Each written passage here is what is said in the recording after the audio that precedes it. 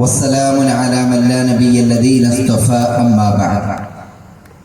اللهم صل على محمد وعلى آل محمد كما صليت على إبراهيم وعلى آل إبراهيم إنك حميد مجيد. اللهم بارك على محمد وعلى آل محمد كما باركت على إبراهيم وعلى آل إبراهيم إنك حميد مجيد. أعوذ بالله من الشيطان الرجيم. بسم الله الرحمن الرحيم. يا أيها الذين آمنوا اتقوا الله حق تقاته ولا تموتن إلا وأنتم مسلمون. يا أيها الناس اتقوا ربكم الذي خلقكم من نفس واحدة وخلق منها زوجها وبث منهما رجالا كثيرا ونساء واتقوا الله الذي تساءلون به والأرحام إن الله كان عليكم رقيبا. يا أيها الذين آمنوا اتقوا الله وقولوا قولا سديدا يصلح لكم أعمالكم ويغفر لكم ذنوبكم ومن يطع الله ورسوله فقد فاز فوزا عظيما. رب اشرح لي صدري ويسر لي أمري واحلل عقدة من لساني يفقهوا قولي. اللهم علمنا ما ينفعنا وانفعنا بما علمتنا وزدنا علما وتقى وهدى وفقهنا في الدين. വേദിയിലിരിക്കുന്ന ബഹുമാന്യരെ, അടുത്തു നിന്നും അകലെ നിന്നുമായി ഈ ശബ്ദം സാഹൂതം കേട്ടുകൊണ്ടിരിക്കുന്ന ഈ പ്രദേശത്തുള്ള നാട്ടുകാരെ, സത്യവിശ്വാസികളെ, സത്യവിശ്വാസിനികളെ, സഹോദരന്മാരെ, സഹോദരിമാരെ, കേരളത്തിലെ നവോത്ഥാന പ്രസ്ഥാനമായ വിസ്ഡം ഇസ്ലാമിക് ഓർഗനൈസേഷൻ, അതിൻ്റെ യുവജന വിഭാഗമായ വിസ്ഡം യൂത്ത് ചങ്ങരംകുളം മേഖല മാട്ടം യൂണിറ്റ് സംഘടിപ്പിച്ച തസ്ഫിയ ആദർശ സമ്മേളന സദസ്സിലാണ് നമ്മളെല്ലാം ഒരുമിച്ച് കൂടിയിരിക്കുന്നത്. ഈ ആമുഖ സംസാരത്തിന് ശേഷം ഖുർആനും സുന്നത്തും എന്ന കാലിക പ്രസക്തമായി നിർബന്ധമായും ചർച്ച ചെയ്തിരിക്കേണ്ട വളരെ പ്രസക്തമായ ഒരു ശീർഷകത്തിൽ നിന്നുകൊണ്ട് ഇൻഷാ അല്ലാഹ് ബഹുമാന്യനായ സുബൈർ സലഫി അവറുകൾ മുഖ്യപ്രഭാഷണം നിർവഹിക്കും. സുരക്ഷിത കുടുംബം എന്ന വിഷയത്തെ സംബന്ധിച്ച് ചില കാര്യങ്ങൾ സൂചിപ്പിക്കുവാനാണ് സംഘാടകർ എന്നോട് ആവശ്യപ്പെട്ടിട്ടുള്ളത്. സ്കൂളിൽ സാമൂഹ്യശാസ്ത്രം പഠിപ്പിച്ചുകൊണ്ടിരിക്കുന്ന ഒരു അധ്യാപകൻ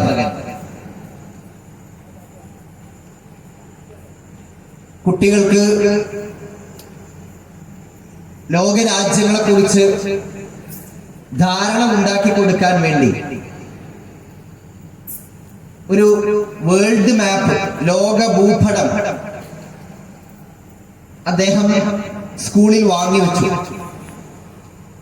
ഒരു ദിവസം ആ അധ്യാപകൻ ആ വേൾഡ് മാപ്പ്, ലോക ഭൂപടം തന്റെ വീട്ടിലേക്ക് കൊണ്ടുവന്നു. കുസൃതിക്കാരനായ തന്റെ ചെറിയ മോന്, ആ വേൾഡ് ഭൂപടത്തിന്റെ മൂല്യമൊന്നും അറിയാത്ത ചെറിയ കുട്ടി ആ വേൾഡ് മാപ്പ്, ലോക ഭൂപടം കളിക്കുന്നതിനിടയിൽ അവൻ കീറിക്കളഞ്ഞു. ഇത് കണ്ട് കുപിതനായ ഈ പിതാവ് ആ കുട്ടിയെ കുറെ പഴി പറഞ്ഞു. ദേഷ്യം അടക്കി വെക്കാൻ കഴിയാതെ കുറച്ച് തല്ലി. അങ്ങനെ ഒരു റൂമിന്റെ ഉള്ളിലേക്ക് അവനെ അങ്ങോട്ട് നീക്കിയിട്ടു. എന്നിട്ട് ആ കഷ്ണങ്ങളായി കിടക്കുന്ന ലോക ഭൂപടത്തിന്റെ ആ പേപ്പറുകളും കഷ്ണങ്ങളും ആ റൂമിലേക്ക് കുട്ടിയുടെ അടുക്കലേക്ക് എറിഞ്ഞു കൊടുത്തു. വാതിൽ കുറ്റിയിട്ടു. ദേഷ്യമൊക്കെ കെട്ടടങ്ങിയപ്പോ ഇദ്ദേഹം വന്നിട്ട് മോന്റെ അവസ്ഥ എന്താണെന്ന് അറിയാൻ വേണ്ടി വല്ല വാതിൽ തുറന്നു നോക്കിയപ്പോ ആ കൊച്ചുമോന്റെ പണി ആ റൂമിലുണ്ടായിരുന്ന ഒരു ഫെവിക്കോൾ ഉപയോഗിച്ചിട്ട്, ഗം ഉപയോഗിച്ചിട്ട്, പശ ഉപയോഗിച്ചിട്ട് ആ വേൾഡ് മാപ്പൊക്കെ ഒട്ടിച്ചൊട്ടിച്ച് വൃത്തിയാക്കി ആ പഴയ രൂപത്തിലേക്ക് കൊണ്ടുവന്നിട്ടുണ്ട്. വേൾഡ് മാപ്പ് പഴയ അവസ്ഥയിലേക്ക് ആക്കി തീർത്ത കുട്ടിയുടെ പരിശ്രമത്തിലല്ല ആ പിതാവിന്, അച്ഛന് ആശ്ചര്യമുണ്ടായത്. ആ കുഞ്ഞു കുട്ടിക്ക് ഇത് എങ്ങനെ സാധിച്ചു എന്നുള്ള കാര്യത്തിലാണ്. കാരണം അവിടെ വൻകരകൾക്കോ രാജ്യങ്ങൾക്കോ അക്ഷാംശ രേഖകൾക്കോ ഒന്നും മാറ്റമില്ലാത്ത രീതിയിൽ ആ വേൾഡ് മാപ്പ് പഴയ പടിയിലേക്ക് തന്നെ അതുപോലെ തന്നെ കൊണ്ടുവന്നിരിക്കുന്നു. അപ്പൊ വളരെ ആശ്ചര്യത്തോടു കൂടി ഈ പിതാവ് മോനോട് ചോദിക്കണം, അല്ല മോനെ, ഇതെങ്ങനെയാണ് എനിക്ക് പറ്റിയത്, ഇതെങ്ങനെ സാധിച്ചു? അപ്പൊ ആ കുഞ്ഞുമോൻ പറയുന്ന ഒരു മറുപടി ഉണ്ട്. അച്ഛ, നിങ്ങൾ കാണാത്ത ഒരു മനുഷ്യന്റെ രൂപം, നിങ്ങൾ ശ്രദ്ധിച്ചിട്ടില്ലാത്ത ഒരു മനുഷ്യന്റെ രൂപം ആ വേൾഡ് മാപ്പിന്റെ പിന്നിലുണ്ടായിരുന്നു, ആ ലോക ഭൂപടത്തിന്റെ പിൻവശത്തുണ്ടായിരുന്നു. ഞാനതിന് ലോക ഭൂപടം ഒട്ടിച്ച് ശരിയാക്കിയിട്ടില്ല. ഞാൻ ഒട്ടിച്ച് ശരിയാക്കിയത് ആ മനുഷ്യന്റെ രൂപമാണ്. അച്ഛനത് കാണാതെ പോയതായിരുന്നു. ഒരു മനുഷ്യന്റെ രൂപം എങ്ങനെയാണ്, മനുഷ്യപ്പോലെ എങ്ങനെയാണെന്ന് എനിക്ക് ശരിക്കും അറിയാലോ. അപ്പൊ ഞാൻ എന്ത് ചെയ്തു, ആ മനുഷ്യരൂപത്തിൽ ആ തല എവിടെ വരണം, കാലെവിടെ വരണം, ഉടലെവിടെ വരണം, കൈ എവിടെ വരണം ഒക്കെ എനിക്കറിയായിരുന്നു. ഞാൻ അതൊക്കെ ശരിയാക്കി ഇങ്ങനെ ഒട്ടിച്ചൊട്ടിച്ചൊട്ടിച്ച് റെഡിയാക്കി, എല്ലാം ഒട്ടിച്ച് റെഡിയാക്കി തിരിച്ചു പിടിച്ചു നോക്കുമ്പോ ലോക ഭൂപടം പഴയ അതേ പടിയിലേക്ക് വന്നിട്ടുണ്ട്. ഇത് ഈ കുട്ടി പറഞ്ഞത് വളരെ നിഷ്കളങ്കമായി, വളരെ നിസ്സാരമെന്ന് നമുക്ക് തോന്നുന്ന ഒരു മറുപടിയാണെങ്കിലും വലിയ രീതിയിലുള്ള അർത്ഥതലങ്ങൾ ഈ സംഭവത്തിലുണ്ട്. അവിടെ ഒരു മനുഷ്യന്റെ രൂപം നന്നായപ്പോഴാണ് ലോകം മൊത്തം നന്നായത് എന്ന വലിയൊരു അധ്യാപനം, വലിയൊരു പാഠം, ഗുണപാഠം ആ കഥയിലുണ്ട്. ഒരു മനുഷ്യൻ നന്നാകുമ്പോൾ സംഭവിക്കുന്നത് ഒരു കുടുംബത്തിനുള്ള പരിവർത്തനമാണ്. ഒരു കുടുംബമാണ് നന്നാകുന്നത്. ഇങ്ങനെ കുറെ കുടുംബങ്ങൾ നന്നാകുമ്പോൾ ഒരു നാടാണ് നന്നാകുന്നത്. നാട് നന്നാവുകയാണെങ്കിൽ അവിടെ മാറുന്നത്, പരിവർത്തനങ്ങൾക്ക് വിധേയമാകുന്നത് രാജ്യമാണ്. രാജ്യങ്ങൾ മാറാൻ ഒരുക്കമാകുമ്പോൾ ലോകം തന്നെ മാറാൻ ഇവിടെ സാധ്യതകൾ കൈവരികയാണ്. അപ്പൊ നമ്മൾ ഓരോരുത്തരും മാറ്റത്തിന് വിധേയമായാൽ, നമ്മൾ ഓരോരുത്തരും ഒരു പരിവർത്തനത്തിന് വിധേയമായാൽ തീർച്ചയായും ഞാൻ ഒരാൾ മാറിയത് കൊണ്ട് ലോകത്ത് എന്ത് സംഭവിക്കാനാണ് എന്ന ചോദ്യം ഇവിടെ ഇല്ലാതായിപ്പോയി. അതിന്റെ അടിവേരറുക്കപ്പെടും. ഈ കഥയിൽ നിന്ന് നമുക്ക് ലഭിക്കുന്ന വലിയ പാഠം അതാണ്. ഇങ്ങനെ ഓരോ മനുഷ്യരും, ഞാൻ ഒരാൾ നന്നാകാൻ തീരുമാനിച്ചാൽ ഈ ലോകം തന്നെ നന്നാകും എന്ന പാഠം ഉൾക്കൊണ്ട് ഓരോരുത്തരും നന്നായാൽ ഈ ലോകത്തിന് തന്നെ ധാർമ്മികമായ വിപ്ലവം ഉണ്ടാകും, മാറ്റമുണ്ടാകും, ചേഞ്ചുകൾ സംഭവിക്കും എന്നുള്ളതാണ്. അപ്പൊ ഒരു കുടുംബം സുരക്ഷിതമാകണമെങ്കിൽ, ഒരു കുടുംബം സുരക്ഷിതമായി തീരണമെങ്കിൽ സാമ്പത്തികം അവിടെ ഘടകമല്ല എന്ന് നമുക്കറിയാം. ഒരു കുടുംബത്തിന്റെ സുരക്ഷിതത്വം പണത്തിലാണ്, സമ്പത്തിലാണ് എങ്കിൽ സാമ്പത്തികമായി വലിയ അഭിവൃദ്ധി പ്രാപിച്ചു നിൽക്കുന്ന കുടുംബങ്ങളിൽ ഒരു പ്രശ്നം ഉണ്ടാകാൻ പാടില്ല. വീടിന്റെ നിലയും ആ വീടിന്റെ രൂപവും ആ വീടിന്റെ കോലവും അതിന്റെ ഉയരവും അതിന്റെ വലിപ്പവും ഒക്കെ പരിഗണിച്ചിട്ടാണ് ഒരു കുടുംബത്തിന്റെ സുരക്ഷിതത്വം നിലനിൽക്കുന്നതെങ്കിൽ വലിയ വലിയ മണിമാളികകൾ കെട്ടിപ്പടുത്ത ആളുകളുടെ കുടുംബത്തിൽ ഒരു പ്രശ്നവും ഉണ്ടാകാൻ പാടില്ല. എന്നാൽ നമ്മൾ പരിശോധിക്കുക, സാമ്പത്തികമായിട്ട് എത്ര മുന്നിൽ നിൽക്കുന്ന ആളുകളാണെങ്കിലും, എത്ര വലിയ കുടുംബങ്ങളാണെങ്കിലും ശരി, അവിടെ രോഗം കൊണ്ട് പിരിമുറുക്കം, രോഗം കൊണ്ട് മാറാ രോഗങ്ങൾ കൊണ്ട് പ്രയാസപ്പെടുന്ന കുടുംബം നാട്ടിലുണ്ട്. സാമ്പത്തികമായ പ്രതിസന്ധികൾ, പിരിമുറുക്കങ്ങൾ അനുഭവിക്കുന്ന കുടുംബങ്ങളുണ്ട്. പുറമേക്ക് വലിയ വലിയ വീടും സൗകര്യങ്ങളെല്ലാം ഉണ്ട്. ആ കുടുംബത്തിലുള്ള എല്ലാ ആളുകളും വലിയ വലിയ ഉദ്യോഗങ്ങളും മറ്റൊക്കെ സ്വീകരിച്ചവരാണ്. എന്നാൽ ആ കുടുംബത്തിന്റെ ഉള്ളിൽ നടക്കുന്ന പ്രശ്നങ്ങൾ ഒരുപാട് എണ്ണി പറയാൻ കഴിയും. ഒരാളോട് പോലും, പുറത്തൊരാൾ പോലും അറിയരുത് എന്ന് ആഗ്രഹിക്കുന്ന രീതിയിലുള്ള പ്രശ്നങ്ങൾ വലിയ വലിയ ഫാമിലിയാണ് എന്ന് നമ്മൾ വീമ്പ് പറയുന്ന കുടുംബങ്ങളുടെ ഉള്ളിലുണ്ട്. നമ്മൾ പുറത്തുനിന്ന് നോക്കിയിട്ട് ആ കുടുംബത്തിന്റെ പേരും അതിന്റെ മഹിമയും അതിന്റെ പ്രശംസയും അതിന്റെ പെരുമയും ഒക്കെ പറയും, ചർച്ച ചെയ്യും. പക്ഷെ ആ കുടുംബത്തിന്റെ ഉള്ളിൽ ജീവിക്കുന്ന ആളുകൾ അവരനുഭവിക്കുന്ന പ്രതിസന്ധികൾ, പ്രയാസങ്ങൾ, പരീക്ഷണങ്ങൾ, ബുദ്ധിമുട്ടുകൾ അതിൽ പുറം ലോകത്ത് ഒരാൾ പോലും അറിയരുത് എന്ന് ആഗ്രഹിക്കുന്ന രീതിയിൽ ആരും അറിയാതെ രഹസ്യമാക്കി കൊണ്ടു നടക്കുന്ന അവസ്ഥാവിശേഷമുണ്ട്. അപ്പൊ കുടുംബം സുരക്ഷിതമാകുന്നത് സമ്പത്തിലല്ല, പേരിലല്ല, പ്രശസ്തിയിലല്ല, പെരുമയിലല്ല, ഒന്നുമല്ല. നേരെ മറിച്ച് ഒരു കുടുംബം സുരക്ഷിതമായി തീരുന്നത് എപ്പോൾ മാത്രമാണ്? ആ കുടുംബം ധാർമ്മികമായി പരിവർത്തിപ്പിക്കപ്പെടുമ്പോൾ മാത്രമാണ്. കുടുംബത്തിൽ താമസിക്കുന്ന ആളുകൾ, ജീവിക്കുന്ന ആളുകൾ ആരാണ്? മനുഷ്യരാണല്ലോ. ജീവികളോ ജന്തു ജീവജാലങ്ങളോ അല്ലല്ലോ, മനുഷ്യരാണ്. അപ്പൊ മനുഷ്യർക്ക് മാനസികമായി സംതൃപ്തി കൈവരണമെങ്കിൽ, അങ്ങനെ കൈവന്നാൽ ആ കുടുംബത്തിൽ സമാധാനം ഉണ്ടാകും, സുരക്ഷിതത്വം ഉണ്ടാകും. അപ്പൊ മനുഷ്യന്റെ മനസ്സിന് സമാധാനം ലഭിക്കണമെങ്കിൽ അള്ളാഹുവിനെ കുറിച്ചുള്ള സ്മരണ, ദൈവിക ബോധം, ദൈവസ്മരണ, അതുകൊണ്ട് മാത്രമേ ആ കുടുംബം മാറ്റത്തിന് വിധേയമാവുകയുള്ളൂ, സമാധാനം അവിടെ കടന്നു വരികയുള്ളൂ. അപ്പൊ എങ്ങനെയാണ് ഒരു കുടുംബത്തിൽ സമാധാനം ഉണ്ടാകുന്നത്? അള്ളാഹിനെ കുറിച്ചുള്ള സ്മരണ കൊണ്ട് മാത്രമാണ് ഒരു മനുഷ്യന് സമാധാനം ലഭിക്കുകയുള്ളൂ, ഒരു കുടുംബത്തിന് സമാധാനം ലഭിക്കുകയുള്ളൂ. പരിശുദ്ധ ഖുർആനിന്റെ 13-ാമത്തെ അധ്യായം സൂറത്തുൽ റഅദിന്റെ 28-ാമത്തെ വചനം അല്ലാഹു സുബ്ഹാനഹു വ തആല പറയുന്നുണ്ട്, അലാ ബിദിക്രില്ലാഹി തത്മഇന്നുൽ ഖുലൂബ്. അറിയുക, അല്ലാഹുവിനെ കുറിച്ചുള്ള സ്മരണ കൊണ്ട് മാത്രമാണ് ഹൃദയങ്ങൾ ശാന്തമായി തീരുന്നത്. ഒരു കുടുംബത്തിൽ ശാന്തി ഇറങ്ങണമെങ്കിൽ, ഒരു കുടുംബത്തിൽ സമാധാനം ഉണ്ടാകണമെങ്കിൽ, ആ കുടുംബത്തിൽ ജീവിക്കുന്ന കുടുംബാംഗങ്ങളിൽ അല്ലാഹുവിനെ കുറിച്ചുള്ള ബോധം ഉണ്ടാകണം, അല്ലാഹുവിനെ കുറിച്ചുള്ള സ്മരണ ഉണ്ടാകണം. അങ്ങനെ ഉണ്ടാകുമ്പോൾ മാത്രമാണ് അവർക്ക് കുളിർമ ഉണ്ടാകുന്നത്, സമാധാനം ഉണ്ടാകുന്നത് എന്ന് പരിശുദ്ധ ഖുർആൻ അല്ലാഹു സുബ്ഹാനഹു വ തആല ഖുർആനിലൂടെ അടിവരയിട്ട് പഠിപ്പിക്കുകയാണ്. സഹോദരങ്ങളെ, സത്യവിശ്വാസിനികളെ, വളരെ ആത്മാർത്ഥമായിട്ട് നമ്മൾ ചിന്തിച്ചു നോക്കുക. ഇവിടെ പറയുന്ന കാര്യങ്ങൾ, ഇവിടെ സംസാരിക്കപ്പെടുന്ന വിഷയങ്ങൾ ഏതൊരു വ്യക്തിയാണ് പറയുന്നത്, ഏതൊരു ഗ്രൂപ്പാണ് സംസാരിക്കുന്നത്, നിങ്ങളത് നോക്കേണ്ടതില്ല, നിങ്ങളത് പരിഗണിക്കേണ്ടതില്ല. ആ പറയുന്ന വിഷയത്തിൽ എന്തെങ്കിലും അർത്ഥമുണ്ടോ, ആ പറയുന്ന കാര്യത്തിൽ എന്തെങ്കിലും കാമ്പുണ്ടോ എന്നാണ് നിങ്ങൾ പരിശോധിക്കേണ്ടത്. ആ പറയുന്ന പ്രഭാഷകന്റെ പേരോ അയാളുടെ ഗ്രൂപ്പോ അയാളുടെ കുടുംബമോ അല്ല നിങ്ങൾ പരിഗണിക്കേണ്ടത്. ആ പ്രഭാഷകൻ നടത്തിയ വിഷയത്തിൽ ഖുർആനും ഹദീസും ഉണ്ടോ, മാറ്റങ്ങൾക്ക് വിധേയമാകാത്ത പ്രമാണമുണ്ടോ? അതാണല്ലോ ഒരു മനുഷ്യനെ നേർവഴിയിലേക്ക് നയിക്കുന്ന അടിസ്ഥാന പ്രമാണങ്ങൾ. ഖുർആനും ഹദീസും പൂർവികരായ ആദ്യത്തെ 3 തലമുറകൾ, സലഫുകൾ അവർ മനസ്സിലാക്കിയ രൂപത്തിലാണ് ഇദ്ദേഹം സംസാരിക്കുന്നതെങ്കിൽ, ഇവിടെ സംസാരിക്കപ്പെടുന്ന വിഷയത്തിൽ കൈകാര്യം ചെയ്യുന്നതെങ്കിൽ അതിനെയാണ് നിങ്ങൾ പരിഗണിക്കേണ്ടത്. അല്ലാതെ നമ്മുടെ തലച്ചോറ് ആരുടെയും കാൽച്ചുവട്ടിൽ കൊണ്ടുപോയി പണയപ്പെടുത്തിയിട്ടില്ല എങ്കിൽ, തുറന്ന ഹൃദയത്തോടെ കൂർപ്പിച്ചു വെച്ച കാതുകളോടുകൂടി ഈ സംസാരത്തെ മുൻവിധികളില്ലാതെ കേൾക്കാനുള്ള ഒരു സന്മനസ് കാണിക്കണേ എന്നാണ് ആമുഖമെന്നോണം വിനീതമായിട്ട് എനിക്ക് അഭ്യർത്ഥിക്കാനുള്ളത്. ഒരു കുടുംബം ഏറ്റവും സുരക്ഷിതമായി തീരുന്നത് ആ കുടുംബത്തിൽ അടിസ്ഥാനപരമായി തൗഹീദ് ഉണ്ടാകുമ്പോഴാണ്. തൗഹീദാണ് ഏറ്റവും പ്രധാനപ്പെട്ട കാര്യം. ആകാശത്തിന് താഴെ ഭൂമിക്ക് മുകളിൽ അല്ലാഹു സുബ്ഹാനഹു വ തആല ഏറ്റവും വലിയ നന്മ എന്ന് രേഖപ്പെടുത്തിയത്, പരിചയപ്പെടുത്തിയത് തൗഹീദിനെയാണ്. ലോകത്തേക്ക് വന്ന എല്ലാ പ്രവാചകന്മാരും പഠിപ്പിച്ചത് തൗഹീദാണ്. പരിശുദ്ധ ഖുർആനിന്റെ 16-ാമത്തെ അധ്യായം സൂറത്തുൻ നഹ്ൽ 36-ാമത്തെ വചനം, വലഖദ് ബഅത്നാ ഫീ കുല്ലി ഉമ്മത്തിൻ റസൂൽ അൻ യഅബ്ദുല്ലാഹ വജ്തനിബുത് തഅൂത്. അപ്രകാരം എല്ലാ സമുദായത്തിലേക്കും നാം പ്രവാചകന്മാരെ നിയോഗിച്ചു, നിങ്ങൾ അല്ലാഹുവിനെ മാത്രം വിളിച്ചു പ്രാർത്ഥിക്കുക, ദുർമൂർത്തികളെ വെടിയുക എന്ന് പ്രബോധനം ചെയ്യുന്നതിനു വേണ്ടി. എല്ലാ നബിമാരും കടന്നു വന്നത് ഏകനായ റബ്ബുൽ ഇസ്സത്ത് അല്ലാഹു തആലയെ മാത്രമേ വിളിച്ചു പ്രാർത്ഥിക്കുവാൻ പാടുള്ളൂ എന്ന തൗഹീദിന്റെ ഏറ്റവും വലിയ തത്വവുമായിട്ടാണ്.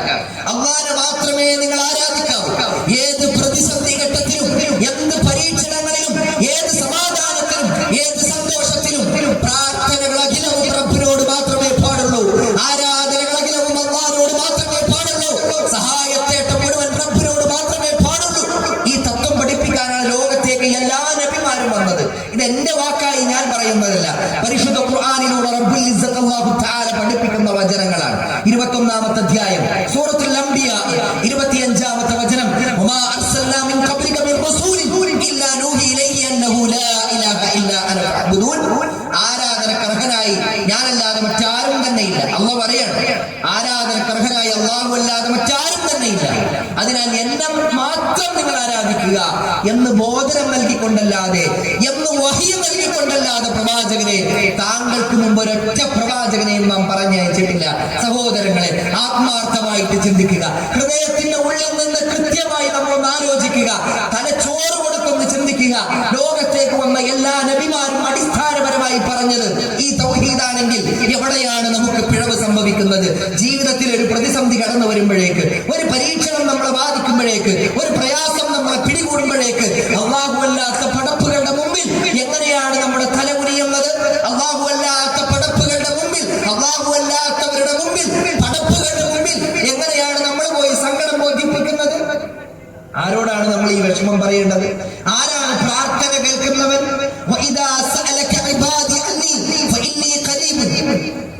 59-ാമത്തെ വചനത്തിലും 23-ാം അധ്യായം അംബിയാഇന്റെ മുഅ്മിനൂനിന്റെ 23-ാമത്തെ വചനത്തിലും നൂഹ് നബി അലൈഹിസ്സലാം തന്റെ ജനതയോട് അടിസ്ഥാനപരമായി പറഞ്ഞ ആദർശം തൗഹീദാണ് എന്ന് ഖുർആൻ പഠിപ്പിക്കുന്നുണ്ട്. ഖുർആനിന്റെ 11-ാം അധ്യായം സൂറത്ത് ഹൂദിന്റെ 50-ാമത്തെ വചനം വായിക്കുമ്പോൾ ആദ് സമുദായത്തിലേക്ക് നിയോഗിക്കപ്പെട്ട ഹൂദ് നബി അലൈഹിസ്സലാം സമൂഹത്തെ പഠിപ്പിച്ചത് അടിസ്ഥാനപരമായി തൗഹീദാണ് എന്ന് ഖുർആൻ പറയുന്നുണ്ട്. സമൂദ് ഗോത്രത്തിലേക്ക് നിയോഗിക്കപ്പെട്ട സ്വാലിഹ് നബി അലൈഹിസ്സലാം തന്റെ ജനതയെ അടിസ്ഥാനപരമായി പഠിപ്പിച്ചത് തൗഹീദാണ് എന്ന് ഖുർആനിന്റെ 7-ാം അധ്യായം സൂറത്തുൽ അഅറാഫിന്റെ 73-ാമത്തെ വചനത്തിൽ അല്ലാഹു തആല പറയുന്നുണ്ട്. മദിയൻ ഗോത്രത്തിലേക്ക് നിയോഗിക്കപ്പെട്ട ശുഐബ് നബി അലൈഹിസ്സലാം തന്റെ ജനതയെ അടിസ്ഥാനപരമായി പഠിപ്പിച്ചത് തൗഹീദാണ് എന്ന് ഖുർആനിന്റെ 11-ാം അധ്യായം സൂറത്ത് ഹൂദിന്റെ 84-ാമത്തെ വചനത്തിൽ അല്ലാഹു തആല പഠിപ്പിക്കുന്നുണ്ട്.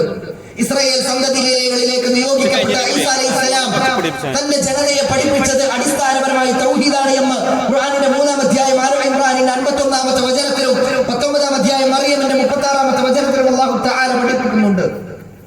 അള്ളാഹുവിനെ മാത്രമേ വിളിച്ചു പ്രാർത്ഥിക്കാവൂ എന്ന നിയോഗവുമായിട്ടാണ്, സന്ദേശവുമായിട്ടാണ് അന്ത്യപ്രവാചകൻ മുഹമ്മദ് മുസ്തഫ സല്ലല്ലാഹു അലൈഹി വസല്ലം കടന്നു വന്നത്. എല്ലാ പ്രവാചകന്മാരും പഠിപ്പിച്ച അതേ ആദർശം തന്നെയാണ് പ്രവാചകൻ മുഹമ്മദ് മുസ്തഫ സല്ലല്ലാഹു അലൈഹി വസല്ലമയും പഠിപ്പിച്ചത്. ഖുർആനിന്റെ 72-ാമത്തെ അധ്യായം സൂറത്ത് ജിന്നിന്റെ 20-ാമത്തെ വചനത്തിൽ അല്ലാഹു തആല ആ കാര്യം പറയുന്നുണ്ട്. നമ്മളൊന്ന് ചിന്തിച്ചു നോക്കുക. അതുകൊണ്ട് നമ്മുടെ കുടുംബത്തിന് സുരക്ഷിതത്വം വേണോ? നമ്മുടെ കുടുംബത്തിൽ മാറ്റം ഉണ്ടാകണോ? നമ്മുടെ കുടുംബത്തിൽ നിർഭയത്വം ഉണ്ടാകണോ? സമാധാനം കുടുംബത്തിൽ തളം കെട്ടണോ? സഹോദരങ്ങളെ, ഞാൻ ആത്മാർത്ഥമായി പറയുന്നു, ആ കുടുംബത്തിൽ സംഭവിക്കേണ്ട ഏറ്റവും പ്രധാനപ്പെട്ട മാറ്റം ശിർക്കില്ലാത്ത കുടുംബമായി മാറണമെന്നുള്ളതാണ്. അള്ളാഹനെ മാത്രം വിളിച്ചു പ്രാർത്ഥിക്കുന്ന, പ്രതിസന്ധികളിലും പരീക്ഷണങ്ങളിലും പ്രയാസങ്ങളിലും ബുദ്ധിമുട്ടുകളിലും സന്തോഷങ്ങളിലും സന്ദേഹങ്ങളിലും പ്രാർത്ഥന റബ്ബിനോട് മാത്രാക്കണം. ഒരു രോഗം വരുമ്പോഴേക്ക്, ഒരു അസുഖം വരുമ്പോഴേക്ക്, ഒരു പ്രതിസന്ധി വരുമ്പോഴേക്ക് അള്ളാഹു അല്ലാത്ത അള്ളാഹുവിന്റെ പടപ്പുകളുടെ മുമ്പിൽ പോയി, പടച്ച റബ്ബിനെ മറന്ന് അള്ളാഹുവിന്റെ പടപ്പുകളുടെ മുമ്പിൽ പോയി തല കുടിക്കാൻ പാടില്ല. ഈ പറയുന്നതിനോട് എത്ര കണ്ട് നിങ്ങൾ വെറുപ്പ് വെച്ച് പുലർത്തിയാലും എനിക്ക് വിരോധമില്ല. ഇത് ലോകത്തെ എല്ലാ നബിമാരും പറഞ്ഞ അടിസ്ഥാനപരമായ ആശയമാണ്. എന്തുകൊണ്ടാണ് പ്രവാചകന്മാർ മുഴുവൻ ആദ്യം ഈ കാര്യം പറഞ്ഞത്? ആയിഷ റളിയല്ലാഹു അൻഹ പറയുന്നുണ്ട്, അള്ളാന്റെ റസൂലെങ്ങാനും മക്കയിലേക്ക് കടന്നു വന്നിട്ട് നിങ്ങൾ ആദ്യം വ്യഭിചരിക്കരുത്, മദ്യപിക്കരുത്, കൊള്ളയരുത്, കൊലപാതകരുത് എന്നുള്ള വിഷയമാണ് പറഞ്ഞിരുന്നെങ്കിൽ ഈ സമൂഹം മാറുമായിരുന്നില്ല. കേവലം 1/4 നൂറ്റാണ്ട് പോലും മുഴുവനായിട്ട് എടുത്തിട്ടില്ല. 23 വർഷത്തെ കാലഘട്ടം കൊണ്ട് ചരിത്രത്തിൽ തുല്യതയില്ലാത്ത ഒരു വിഭാഗമാക്കി അവരെ അള്ളാഹുവിന്റെ റസൂല് പരിവർത്തിപ്പിച്ചു. അങ്ങനെ പരിവർത്തിപ്പിക്കാൻ സാധിച്ചത് അടിസ്ഥാനപരമായി അവരിൽ തൗഹീദ് ഉണ്ടായത് കൊണ്ടാണ്. തൗഹീദാണ് അവരിൽ ആദ്യം ശരിയാക്കിയത്. നമ്മുടെ മുമ്പിലേക്ക് ഒരു നല്ല പാൽപായസം ഉണ്ടെന്ന് വിചാരിക്കാം. ഏതോ ഒരു വിരുദ്ധനയിലേക്ക് കുറച്ച് വിഷം കലക്കി, ഇത് നമ്മൾ അറിഞ്ഞു. അപ്പൊ നമ്മൾ ആ പായസം ഒഴിവാക്കാൻ നിൽക്കുക. ഗസ്റ്റുകൾക്കൊക്കെ വിതരണം ചെയ്യാൻ വേണ്ടി നമ്മൾ ഉദ്ദേശിച്ച ആ പായസം ഒഴിവാക്കാൻ നിൽക്കുക. അപ്പൊ ഒരുത്തം വന്നിട്ട് പറയണം, എന്തിനാണ് ഒഴിവാക്കണത്? അതിന് നല്ല അണ്ടിപ്പരിപ്പില്ലേ, അതിന് നല്ല മുന്തിരില്ലേ, അതിന് പഞ്ചസാരല്ലേ, സേമിയല്ലേ, മിൽക്ക് മെയ്ഡില്ലേ എന്നൊക്കെ പറഞ്ഞിട്ട് വല്ല കാര്യമുണ്ടോ? അതിന് വിഷമുണ്ട്. അതുകൊണ്ട് സമൂഹത്തിന്, ഒരു കുടുംബത്തിന് സുരക്ഷിതത്വം ഉണ്ടാവണമെങ്കിൽ, മാറ്റം ഉണ്ടാവണമെങ്കിൽ, സഹോദരങ്ങളെ, സഹോദരിമാരെ, സത്യവിശ്വാസികളെ, വിശ്വാസിനികളെ, ആദ്യം ആ കുടുംബത്തിൽ വരേണ്ടത് തൗഹീദാണ്. ശിർക്കില്ലാതാവണം. എന്താ പ്രശ്നം? ഇന്ന ശിർക ലദുൽമുൻ അദീം, ഏറ്റവും വലിയ പാപം എന്നാണ് അല്ലാഹു തആല 31-ാമത്തെ അധ്യായം സൂറത്തുൽ ലുഖ്മാനിന്റെ 13-ാമത്തെ വചനത്തിലൂടെ പഠിപ്പിച്ചത്. ഷിർക്കിലാണ് ഒരു സമൂഹം മരിക്കുന്നതെങ്കിൽ, ഒരു കുടുംബം ഷിർക്കിൽ അകപ്പെട്ടിട്ടാണ് മരിച്ചു പോകുന്നതെങ്കിൽ അല്ലാഹു തആല പാപം പൊറുക്കൂല. ഖുർആനിന്റെ 4-ാം അധ്യായം നിസാഇന്റെ 48-ാമത്തെ വചനത്തിലും 4-ാം അധ്യായം നിസാഇന്റെ 116-ാമത്തെ വചനത്തിലും അല്ലാഹു തആല പഠിപ്പിക്കുന്നുണ്ട്. അല്ലാഹു തആല മുത്തഖികൾക്ക് വേണ്ടി സജ്ജമാക്കി വെച്ച, ഒരുക്കി വെച്ച സ്വർഗ്ഗം ഷിർക്കിൽ മരണപ്പെട്ടു പോയ ആളുകൾക്ക് അല്ലാഹു നിഷിദ്ധമാക്കും. നരകം അല്ലാഹു അത്തരക്കാർക്ക് ശാശ്വതമാക്കും. 5-ാം അധ്യായം മാഇദ സൂറത്തിന്റെ 72-ാമത്തെ വചനമാണ്. ഞാനതൊന്നും വിശദമായി വിശദീകരിച്ചു പോകുന്നില്ല. ഇൻഷാ അല്ലാഹ് തുടർന്ന് വരുന്ന സംസാരങ്ങളിൽ ഇതൊക്കെ വിശദമായി നമുക്ക് കേൾക്കാം. നമ്മൾ ചെയ്തു വെച്ച സൽക്കർമ്മങ്ങളെല്ലാം ബാത്തിലായി പോകും. എത്രയെത്ര നല്ല കാര്യങ്ങൾ നമ്മൾ കുടുംബത്തിൽ നിന്ന് ചെയ്യുന്നുണ്ട്, എന്തെല്ലാം സഹായങ്ങളും സൗകര്യങ്ങളും നമ്മൾ മറ്റുള്ളവർക്ക് വേണ്ടി ചെയ്തു കൊടുക്കുന്നുണ്ട്. പക്ഷെ നമ്മുടെ കുടുംബത്തിൽ നമ്മളിൽ ശിർക്ക് കലർന്നിട്ടുണ്ടെങ്കിൽ, നമ്മുടെ വിശ്വാസത്തിൽ ശിർക്കരിക്കുന്നുണ്ടെങ്കിൽ, ഉണ്ടെങ്കിൽ നമ്മൾ ഈ ഒരു ഭാഗത്ത് എത്ര നന്മകൾ ചെയ്തിട്ടും കാര്യമില്ല, അള്ളാഹു അത് സ്വീകരിക്കൂല. ഇത് എന്റെ വാക്കല്ല, ഖുർആനിലെ 39-ാമത്തെ അധ്യായം സൂറത്ത് സുമറിന്റെ 65-ാമത്തെ വചനം പോയി ഒന്ന് വായിച്ചു നോക്കിയാൽ മതി, അർത്ഥം വെച്ചൊന്ന് ഉൾക്കൊണ്ടാൽ മതി, അപ്പൊ ബോധ്യപ്പെടും. അള്ളാഹ് പറയാണ്, നിങ്ങൾ നന്മകൾ മുഴുവൻ അള്ളാഹു ബാത്തിലാക്കി കളയും, നിങ്ങൾ നഷ്ടക്കാരുടെ കൂട്ടത്തിൽ പെട്ടുപോകും. ആ വചനം അല്ലാഹു തആല പറഞ്ഞത് പ്രവാചകനോട്, റസൂലെ താങ്കളാണ് ശിർക്ക് ചെയ്യുന്നതെങ്കിൽ പോലും താങ്കളുടെ അമലുകൾ പൊളിഞ്ഞു പോകുന്നു. റസൂലുള്ളാഹി സ്വല്ലല്ലാഹു അലൈഹി വസല്ലം അല്ലാഹുവിൽ പങ്കു ചേർക്കുമോ? ഇല്ലല്ലോ, ഒരിക്കലും ഇല്ലല്ലോ. പക്ഷെ റസൂലുള്ളാഹിനോട് പോലും അല്ലാഹു തആല വളരെ ഗൗരവത്തോടു കൂടി ഇത് ബോധ്യപ്പെടുത്തി. അതുകൊണ്ട് സഹോദരങ്ങളെ, നമ്മളിൽ ആദ്യം നമ്മുടെ കുടുംബം സുരക്ഷിതമാകണമെങ്കിൽ, കുടുംബത്തിൽ മാറ്റം ഉണ്ടാകണമെങ്കിൽ ആദ്യം ആ കുടുംബത്തിൽ സംഭവിക്കേണ്ട പരിവർത്തനം ശിർക്കിൽ നിന്ന് മുക്തമായി തൗഹീദുള്ള ഒരു കുടുംബമായി മാറണം. വീട്ടിൽ എന്തെങ്കിലും ഒരു പ്രയാസം ഉണ്ടാകുമ്പോഴേക്ക്, ഒരു പരീക്ഷണം ഉണ്ടാകുമ്പോഴേക്ക് ആ പരീക്ഷണത്തിൽ സ്വീകരിക്കേണ്ട സമീപനങ്ങൾ എന്താണ് എന്ന് ഇസ്ലാം വളരെ കൃത്യമായി നമ്മുടെ മുമ്പിൽ പഠിപ്പിച്ചിട്ടുണ്ട്. ഈ ദുനിയാവ് എന്ന് പറയുന്നത് സുഖദുഃഖ സമ്മിശ്രമാണ്. ഇവിടെ കാലാകാലവും സുഖം അനുഭവിക്കാൻ വിചാരിച്ചാൽ നടക്കോ? പറ്റൂല. എല്ലാ കാലത്തും എനിക്ക് ദുഃഖം തന്നെ, എനിക്കൊരു സുഖം പോലെ ഈ ദുനിയാവിൽ കിട്ടിയിട്ടില്ല, അങ്ങനെ ഒരു അവസ്ഥ ഉണ്ടാകൂല. ദുനിയാവ് എന്ന് പറയുന്നത് സുഖദുഃഖ സമ്മിശ്രമാണ്. ഇവിടെ പരീക്ഷണങ്ങൾ നമ്മളെ വേട്ടയാടിക്കൊണ്ടേയിരിക്കും. ولنبلونكم بشيء من الخوف والجوع ونقص من الأموال والأنفس والثمرات وبشر الصابرين. പരിശുദ്ധ ഖുർആനിന്റെ 2-ാമത്തെ അധ്യായം സൂറത്തു അൽ ബഖറ 155-ാമത്തെ വചനമാണ്. അല്ലാഹു പറയാണ്, കുറച്ചൊക്കെ ഭയം, പട്ടിണി, ജീവനഷ്ടം, വിഭവനഷ്ടം, ധനനഷ്ടം എന്നിവ കൊണ്ട് നാം നിങ്ങളെ പരീക്ഷിക്കുക തന്നെ ചെയ്യും. ക്ഷമിക്കുന്നവർക്ക് നബിയെ താങ്കൾ സന്തോഷ വാർത്ത അറിയിക്കുക. ഞാൻ വളരെ ആത്മാർത്ഥമായി പറയുകയാണ്. ഞാനിത് പറയുമ്പോൾ ഞാൻ എന്റെ കാര്യത്തിലേക്കും നിങ്ങൾ നിങ്ങളുടെ കാര്യത്തിലേക്കും ഒന്ന് ഇത്തരം സംസാരത്തെ ഉള്ളിലേക്ക് കൊണ്ടുവന്ന് ചേർത്ത് വെച്ച് നോക്കുക. നമ്മുടെ ജീവിതത്തിൽ പരീക്ഷണങ്ങളില്ലേ? ഒരു വെള്ള പേപ്പർ നിങ്ങൾക്കിടയിലേക്ക് വീതിച്ച് നൽകിയിട്ട് നിങ്ങൾ അനുഭവിക്കുന്ന പ്രയാസങ്ങൾ ഒന്ന് എഴുതാൻ പറഞ്ഞാൽ നിങ്ങൾ അഡീഷണൽ ഷീറ്റ് ചോദിക്കും എന്നോട്. ഞാൻ എന്റെ അവസ്ഥയാണ് പറയുന്നത്, നിങ്ങൾ നിങ്ങളുടെ അവസ്ഥയാണ് പറയുന്നത്. നമുക്ക് ഓരോരുത്തർക്കും എണ്ണി പറയാൻ കഴിയുന്ന രീതിയിൽ ഒരുപാട് പ്രതിസന്ധികൾ നമ്മുടെ ജീവിതത്തിലുണ്ട്, പരീക്ഷണങ്ങളുണ്ട്. ഭാര്യ ഭർത്താക്കന്മാർക്കിടയിലുള്ള ബുദ്ധിമുട്ടുകൾ, ഒന്ന് താന്നു കൊടുത്താൽ മാത്രം സംഭവിക്കുന്ന, ഒന്ന് താന്നു കൊടുത്താൽ, ഒന്ന് തല കുനിച്ചു കൊടുത്താൽ, ഒന്ന് സഹകരിച്ചാൽ, ഒന്ന് നമ്മുടെ തലയെടുപ്പും ഒക്കെ ഒന്ന് നമ്മുടെ അസൂയും നമ്മുടെ വെറുപ്പും ദേഷ്യവും ഒന്ന് അടക്കി പിടിച്ചാൽ ഒരു കുടുംബം തന്നെ രക്ഷപ്പെടും. ഉമ്മയും ഉപ്പയും തമ്മിൽ നടക്കുന്ന തല്ലുകൂടലുകൾ കണ്ട് പ്രയാസപ്പെടുന്ന കുഞ്ഞുങ്ങളുടെ കണ്ണീരുകൾ ഇല്ലാതാകും, സമാധാനം പുതുരയും. പക്ഷെ എന്താ നടക്കൂല? അസൂയ, കുയിന്ത്, വെറുപ്പ്, ദേഷ്യം, ഇതിങ്ങനെ കുടുംബത്തിൽ തളം കെട്ടിക്കൊണ്ടിരിക്കുക. പിശാചിനാണെങ്കിൽ ഇത്തരം കാര്യങ്ങൾ വളരെ ഇഷ്ടമാണ്. ഒരു കുടുംബത്തിന് ഭാര്യ ഭർത്താക്കന്മാരെ തമ്മിൽ തെറ്റിക്കുക എന്ന് പറയുന്നത് ഇബ്ലീസിന് അത്ര ഇഷ്ടപ്പെട്ട പണിയാണ്. അതിങ്ങനെ സജീവമായിക്കൊണ്ട് കുടുംബത്തിൽ നടക്കും. അതാണെങ്കിൽ രണ്ടുപേരുടെ ഭാഗത്തുനിന്നും പല രീതിയിൽ ഉണ്ടായിക്കൊണ്ടിരിക്കും. ഭാര്യന്റെ ഭാഗത്തുനിന്നും ഉണ്ടാവും, ഭർത്താവിന്റെ ഭാഗത്തുനിന്നും ഉണ്ടാവും. അങ്ങോട്ടും ഇങ്ങോട്ടും ഒരു പരസ്പര ധാരണയിലെത്തിയിട്ട് നമ്മൾ പരസ്പരം കലയിക്കണ്ട, അങ്ങോട്ടും ഇങ്ങോട്ടൊക്കെ എന്തെങ്കിലും ഉണ്ടെങ്കിൽ പറഞ്ഞിട്ടാണ് തീർക്കാം, പതുക്കെ പറഞ്ഞ് അവസാനിപ്പിക്കാം എന്നുള്ളതിൽ സമ്മതിക്കൂല. അപ്പൊ ഞാൻ ആരെ പോളെ മുമ്പിൽ താന്നു കൊടുക്കാന്നാണ് ഭർത്താവ് ചിന്തിക്കുക. ഞാൻ എന്തിനാ മൂപ്പര മുമ്പിൽ താന്നു കൊടുക്കേണ്ടതെന്നാണ് ഭാര്യ ചിന്തിക്കുക. താന്നു കൊടുക്കൂല. അതുകൊണ്ട് തന്നെ എന്താവും? പ്രശ്നങ്ങളെ കത്തി പൊന്തിക്കൊണ്ടിരിക്കും. നിങ്ങൾ ചില സ്കൂളുകളിലൊക്കെ ഇമോഷണൽ ഇന്റലിജൻസ് എന്ന് പറയുന്ന ഒരു പാഠ്യപദ്ധതിയിൽ ഒരു പുതിയ വിഷയം എഴുതി ചേർത്തിട്ടുണ്ട്. ഇമോഷണൽ ഇന്റലിജൻസ്, EI എന്നാണ് ഇതിന് പറയാം. പുതിയൊരു വിഷയമാക്കിയിട്ട് കൊണ്ടുവന്ന് എന്താ ഇതിന്റെ പ്രധാന കാരണം എന്ന് അറിയാം. എന്തിനാണ് അങ്ങനെ കൊണ്ടുവന്നതെന്ന് അറിയോ? ചില കുട്ടികളുണ്ടാവും ക്ലാസ് റൂമുകളിൽ. ആ കുട്ടികൾ കുട്ടികൾക്ക് പഠിക്കാൻ നല്ല തലച്ചോറുണ്ടാവും, സ്കില്ലുണ്ടാവും, കഴിവുണ്ടാവും, ഒക്കെ ഉണ്ടാവും. പക്ഷെ ആ കുട്ടി ശ്രദ്ധിക്കാതെ ക്ലാസ്സിന്റെ ഏതെങ്കിലും ഒരു മൂലയിൽ ഇങ്ങനെ ഒതുങ്ങിക്കൂടിയിരിക്കുന്നുണ്ടാവും. ഈ അധ്യാപകനാകട്ടെ, ഇയാൾക്ക് ഭയങ്കര പ്രഷറിന്റെ ഒരാളായിരിക്കും ചിലപ്പോൾ ഈ ടീച്ചർ. എല്ലാ കുട്ടികളും ഒരേപോലെ പഠിക്കണം, ഒരേപോലെ ശ്രദ്ധിക്കണം എന്നൊക്കെ ദുർവാശയുള്ള ഒരാളായിരിക്കും. എല്ലാ കുട്ടികളും ശ്രദ്ധിക്കുമ്പോൾ ഈ കുട്ടിയെ ശ്രദ്ധിക്കാതെ കയ്യിന് താടൊക്കെ കയ്യും കൊടുത്തിട്ട് ഇങ്ങനെ ഒറ്റയ്ക്ക് ഇരിക്കുന്നുണ്ടാവും. അധ്യാപകൻ ചിന്തിക്കുക എന്താ ഓന് മാത്രം ശ്രദ്ധിച്ചാൽ, എന്നിട്ട് ഓനോട് പോയിട്ട് കുറെ ചൂടാവും. ആ കുട്ടി എഴുതാതെ വരും, ആ കുട്ടി പഠിക്കാതെ വരും, പഠിച്ച കാര്യങ്ങൾ ഇപ്പൊ തലച്ചോറിന് നിൽക്കൂല. ഈ കുട്ടിയെ നോക്കിയിട്ട് ഇങ്ങനെ ചൂടായി കൊണ്ടിരിക്കും അധ്യാപകൻ. ചിലപ്പോൾ വടിയെടുത്ത് നന്നായിട്ട് പൊട്ടിക്കും. അങ്ങനെ ശാസ്ത്രീയമായി കുറെ പഠനങ്ങൾ നടന്നപ്പോഴാണ് EI എന്നുള്ള ഒരു പാഠ്യപദ്ധതിയിലേക്ക് ഇങ്ങനെ ഒരു വിഷയം എടുത്തു കൊടുക്കണം എന്ന് പ്ലാൻ വന്നത്. Emotional intelligence. അതിനുവേണ്ടി അധ്യാപകർ തന്നെ. എന്താ കാരണം എന്നറിയോ? ഒരു കുട്ടിനെ തല്ലുന്നതിന് മുമ്പ് ആ കുട്ടിന്റെ ഫാമിലി ബാക്ക്ഗ്രൗണ്ട് കൂടി ആലോചിക്കണം. ആ കുട്ടിക്ക് പഠിക്കാൻ നല്ല തലച്ചോറ് റബ്ബ് കൊടുത്തിട്ടുണ്ടാവും. പഠിക്കാൻ കഴിയാത്തതിന്റെ കാരണം എന്താ അറിയോ? പെരിയിൽ ഉമ്മിപ്പിൻ തലേന്ന് രാത്രി കൂടിയ കച്ചറയാണ് ആ കുട്ടിനെ പഠിപ്പിക്കാൻ പറ്റാതെ ആവുന്നത്, ആ കുട്ടിക്ക് പഠിക്കാൻ പറ്റാതെ ആവുന്നത്. ആ കുട്ടി നന്നായിട്ട് വായിച്ച് പഠിച്ചിട്ടുണ്ട്. ഒറ്റക്ക് ഉമ്മയും കച്ചറ കൂടിയപ്പോഴും ഈ കുട്ടി കരഞ്ഞിട്ട് ഈ പാഠപുസ്തകങ്ങൾ പഠിച്ചിട്ടുണ്ട്. പക്ഷെ സ്കൂളിലെത്തിയപ്പോഴേക്ക് അത് മറന്നുപോകാൻ എന്താ കാരണം? അതിന്റെ കാരണക്കാർ ഉമ്മയപ്പിയാണ്. എന്നിട്ട് ഉമ്മാരിപ്പാരും PTA മീറ്റിങ്ങിന് വരുമ്പോ, ഇവിടെ സാറുണ്ടല്ലോ, അദ്ദേഹത്തിന് അറിയാലോ, PTA പ്രസിഡന്റാണ്. ഉമ്മയിപ്പം PTA മീറ്റിങ്ങിന് വരുമ്പോ കുട്ടി പഠനത്തിൽ മോശമാണെന്ന് പറയുമ്പോ അപ്പൊ പറഞ്ഞു കൊടുക്കണേ, നല്ലോണം തല്ലിക്കൊണ്ടിട്ടോ, നല്ലോണം അടിച്ചോണ്ടി കുട്ടിയാണ് റെഡി ആയിക്കോളും. എന്താ കുട്ടീന്റെ പ്രശ്നം? കുട്ടിക്ക് പഠിക്കാൻ കഴിവുണ്ടോ? ഒക്കെ ഉണ്ട്. എന്താ കാരണം? വീട്ടിൽ ഉമ്മിപ്പിയും പൂര കച്ചറയും നല്ല തെറികൾ നടക്കുന്നുണ്ട്. ചെറിയ പ്രായത്തിലെ കുട്ടി ചങ്ങായിമാരെടുത്തുനിന്ന് തെറി പഠിക്കുന്നതിന് മുമ്പ് തന്നെ ഉമ്മാരെടുത്തുനിന്ന് പഠിക്കുന്നുണ്ട്. എന്താ കാരണം? രണ്ടുപേരും പരസ്പരം ഒന്ന് സഹകരിച്ച് ഒരു മ്യൂച്വൽ അണ്ടർസ്റ്റാൻഡിങ്ങിൽ എത്തി മുന്നോട്ട് പോയ ഒരു പ്രശ്നം ഉണ്ടാവില്ല. അതിന് സമ്മതിച്ചു കൊടുക്കൂല, അതിന് സമ്മതം ഉണ്ടാവില്ല. ഞാൻ എന്തിനാ ഓളം മുമ്പിൽ തന്നു കൊടുക്കുന്നതെന്നാ ചിന്തിക്കാം.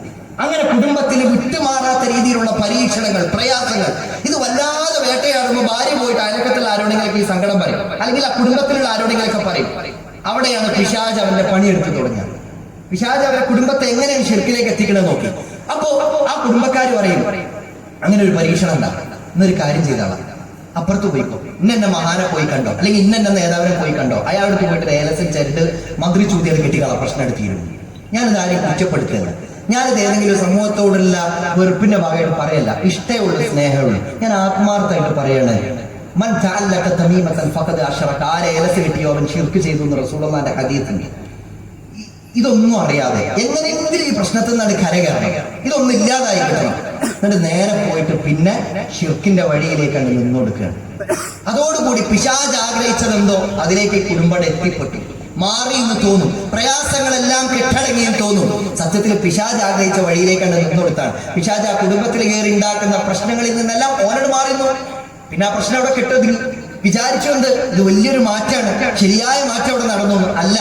അപ്പൊ നമ്മളിവിടെ മനസ്സിലാക്കേണ്ടത് എന്താ? ഒരു പരീക്ഷണം ഉണ്ടാകുമ്പോൾ ഈ ദുനിയാവിൽ എന്റെ റബ്ബ് എനിക്ക് തരുന്നതാണിത്. അള്ളാഹു പറയാണ്, റസൂലുള്ളാഹി സ്വല്ലല്ലാഹു അലൈഹി വസല്ലം പഠിപ്പിക്കുന്നുണ്ട്, ജനങ്ങളിൽ വെച്ച് ഏറ്റവും പരീക്ഷണം ഉണ്ടാവുക അള്ളാഹുവിന് ഏറ്റവും പ്രിയപ്പെട്ട പ്രവാചകന്മാർക്ക്, പിന്നെ അവരെ പോലെയുള്ളവർ. അപ്പൊ അള്ളാഹു ഒരു സമൂഹത്തോട് വെറുപ്പുണ്ടാകുമ്പോഴല്ല അവർക്ക് പരീക്ഷണം ഉണ്ടാകുന്നത്. അല്ലാഹു തആല അവരുടെ വിശ്വാസത്തെ കൂടുതൽ ബോൾഡാക്കാൻ വേണ്ടി പരീക്ഷിക്കും, മൂർച്ചയുള്ളതാക്കാൻ വേണ്ടി പരീക്ഷിക്കും. അപ്പൊ നമ്മുടെ കുടുംബത്തിൽ ഒരു പ്രതിസന്ധി ഉണ്ടാകുമ്പോഴേക്ക്, ഒരു പരീക്ഷണം ഉണ്ടാകുമ്പോഴേക്ക്, ഭാര്യ ഭർത്താക്കന്മാർക്കിടയിലേക്ക് ഒരു ബുദ്ധിമുട്ടുണ്ടാകുമ്പോഴേക്ക്, വിട്ടുമാറാത്ത രോഗങ്ങൾ കുടുംബത്തെ ബാധിക്കുമ്പോഴേക്ക്, പരീക്ഷണങ്ങൾ സാമ്പത്തികമായി ബാധിക്കുമ്പോഴേക്ക് നേരെ പോകണ്ട, നേരെ പോയിട്ട് പിന്നെ ലോൺ എടുക്കാൻ പോവാണ്, പിന്നെയും നേരെ പോയിട്ട് ഹറാമിന്റെ വഴിയിലേക്ക് തന്നെ ചെന്ന് ചാടിക്കൊടുക്കുകയാണ്. ഒരു പ്രതിസന്ധി ഉണ്ടാകുമ്പോൾ, സാമ്പത്തികമായിട്ട് ഒരു പിരിമുറുക്ക്, ഒരു ഫിനാൻഷ്യൽ ഒരു ക്രൈസിസ് കുടുംബം അനുഭവിക്കുമ്പോഴേക്ക് ഇതിന് എങ്ങനെയെങ്കിലും കവർ ചെയ്യും, ഇതിനെങ്ങനെയെങ്കിലും ഓവർകം ചെയ്ത് പുറത്തു വരണം. അപ്പൊ ഇതിന് വേറെയുള്ള വഴികളൊക്കെ കുറിച്ചല്ല ചിന്തിക്കുക. നേരെ ബാങ്കിനെ സമീപിക്കും, പലിശക്ക് പൈസ എടുക്കും, എന്നിട്ട് വരും, എന്നിട്ട് ഇതിങ്ങനെ അടച്ചു കൂട്ടിക്കൊണ്ടിരിക്കുകയാണ്. അല്ലാഹു തആല ഹറാമെന്ന്, നിരുപാധികം ഹറാമെന്ന് പരിശുദ്ധ ഖുർആന്റെ 2-ാം അധ്യായം 275-ലും 2-ാം അധ്യായം 276-ലും 2-ാം അധ്യായം 278-ലും 3-ാം അധ്യായം 130-ലും 39-ാം അധ്യായം 39-ലൊക്കെ എണ്ണി പറഞ്ഞ കാര്യങ്ങളുണ്ട്. ഞാനതൊന്നും സമയത്തിന്റെ കുറവുകൊണ്ട് വിശദീകരിച്ചു പോണില്ല.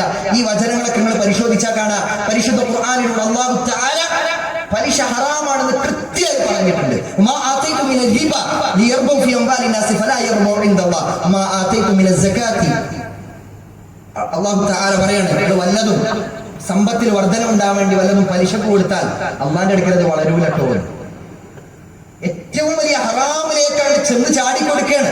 അതുകൊണ്ട് എന്തെങ്കിലും ഒരു ബുദ്ധിമുട്ടും പരീക്ഷണവും കടന്നു വരുമ്പോഴേക്ക് റബ്ബിലേക്ക് കൈകൾ ഉയർത്തിയിട്ട് സങ്കടം പറയാ, അള്ളാഹിനോട് പറയാ, കാരുണ്യവാനും കരുണാവാരിധിയുമായ റബ്ബിനോട് പറയാ, അള്ളാഹുവെ പലിശക്കെടുക്കാനുള്ള ഭൗതികമായ എല്ലാ സംവിധാനങ്ങളും സൗകര്യങ്ങളും ഒക്കെ എന്റെ മുമ്പിലുണ്ട്, എന്നിട്ട് ഞാൻ അതിലേക്ക് പോകാതിരിക്കുന്നത് റബ്ബേ നിന്നെ കുറിച്ചുള്ള ഭയം കൊണ്ടാണ്, നിന്റെ പരലോകത്തെ കുറിച്ചുള്ള ഭയം കൊണ്ടാണ്, നിന്റെ തൃപ്തി എനിക്ക് നഷ്ടപ്പെടുമോ എന്ന പേടി കൊണ്ടാണ്, റബ്ബേ നിന്നോടുള്ള ഇഷ്ടം കൊണ്ടാണ്.